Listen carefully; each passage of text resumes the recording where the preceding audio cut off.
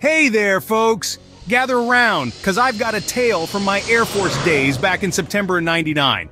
Picture this, a fresh-faced recruit straight out of civilian life stepping into the whirlwind of basic training. The days were packed with drills, exercises, and lessons that pushed us to our limits. But the real test, the real challenge, was something you wouldn't expect. It was surviving chow time in the battleground we fondly referred to as the Snake Pit. Now imagine the scene.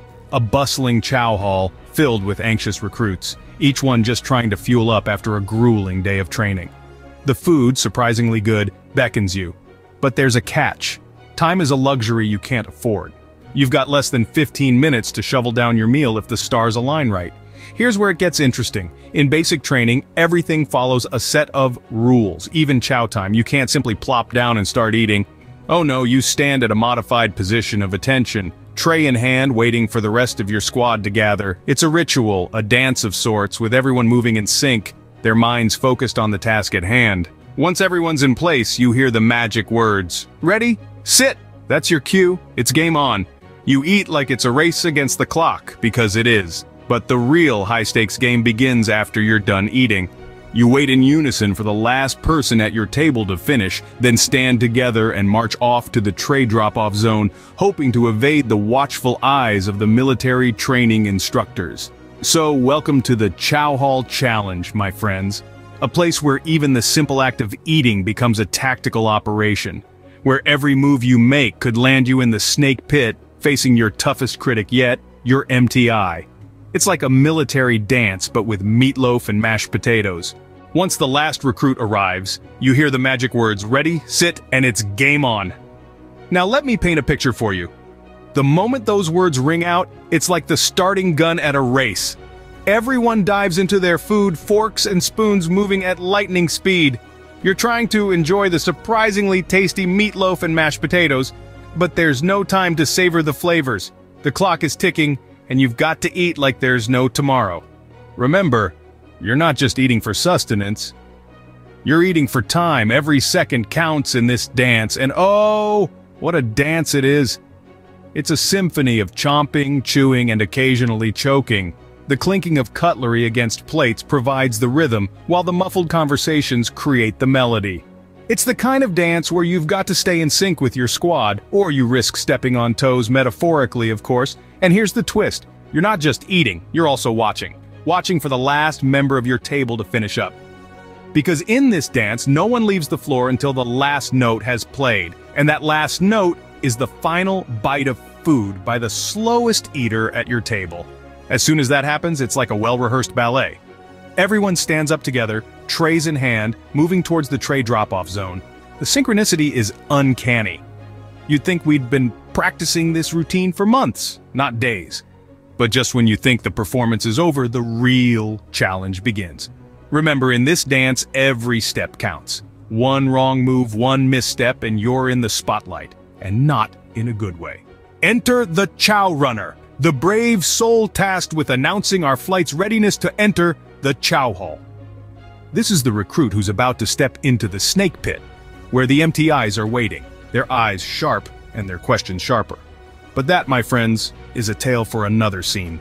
Picture this, a fearless recruit walking into what we affectionately called the snake pit. Now, the snake pit wasn't a literal pit of snakes, but rather a metaphorical one, and arguably just as terrifying. This was the table where the military training instructors, or MTIs, would sit during chow time. Now, these MTIs, they weren't your average cafeteria supervisors. They were seasoned veterans trained to spot the slightest hint of disorder or disrespect. Their eyes scanned the room like radar, ready to lock onto any recruit who dared to step out of line. As a recruit, entering the snake pit was akin to entering enemy territory, only instead of guns and grenades, your adversaries were armed with sharp wits and a keen eye for detail. One wrong move, one misplaced utensil, and you'd find yourself under the piercing gaze of an MTI, a situation no recruit wanted to be in. And then there was the Chow Runner. This brave soul had the task of announcing our flight's readiness to enter the Chow Hall. It was a role that required courage, discipline, and a dash of recklessness. After all, walking into the snake pit was like walking into the lion's den. The Chow Runner had to navigate this treacherous territory, all while maintaining a calm and composed exterior. Any hint of fear or uncertainty could attract the attention of the MTIs, and believe me, that was the last thing you wanted. The pressure on the Chow Runner was immense. They were the first line of defense, the one who would face the brunt of the MTI's scrutiny. It was a role that tested your nerve, your resolve, and your ability to keep a straight face under the most intense pressure. But despite the fear and anxiety, there was also a sense of camaraderie, a shared understanding among the recruits. We were all in this together, all trying to survive the snake pit, all hoping to make it through chow time without attracting the attention of the MTIs. These MTIs are like hawks, waiting to pounce on unsuspecting trainees for an impromptu interrogation on military knowledge. Now let me share with you 3 life-saving tips for navigating the snake pit without getting your head bitten off. These are the rules of the game, the secrets to survival in the Chow Hall battleground. Tip number 1, be like a ninja. That's right, imagine yourself as a stealthy, swift, and silent warrior. Avoid eye contact with the MTIs at all costs, focus on your food, and resist the urge to engage in idle chit-chat with the civilians serving it. Trust me, those MTIs have a sixth sense for fear, so walk past them with confidence, head held high, and show no signs of weakness. Your mission is to eat, not to socialize. Moving on to tip number 2, know your stuff. If you're called to the snake pit, you better have your military knowledge locked and loaded. The MTIs are like drill sergeants armed with an arsenal of questions. One wrong answer, one hesitation, and a peaceful meal can quickly escalate into a battlefield of embarrassment. So, study up, be prepared, and let your knowledge be your shield. And finally, we arrive at tip number 3. Check your gear. Before you even set foot in the chow line, make sure your portfolio, that bag you carry everywhere, is squared away. The MTIs might decide to play TSA agent and dump it out right there on the spot. If anything's missing, or heaven forbid, something unauthorized is lurking in there, you're in for a world of hurt. These 3 tips are your survival guide, your lifeline in the chaos of the Chow Hall. Master them, and you'll walk out unscathed, belly full, and ready for the next challenge that Air Force basic training throws your way. Remember, the snake pit is just another test, another opportunity to show your mettle, to prove that you have what it takes to be part of the world's greatest Air Force. So, whether you're a military enthusiast or just love a good story, remember these tips. They might just save your skin one day. And remember, if anything's missing or, heaven forbid, something unauthorized is lurking in there, you're in for a world of hurt. Now here's the funny part. Imagine a group of recruits trying to move with military precision while avoiding the gaze of the MTIs. It's like watching a silent comedy where every misstep, every fumble with a tray, every stray glance could mean an unexpected trip to the snake pit. Picture a fresh-faced recruit so intent on staying under the radar that he trips over his own boots. His tray goes flying and the chow hall erupts into a chorus of stifled laughter. Or consider the recruit who, in a bid to avoid an MTI's gaze, turns so quickly he spills his drink down his uniform.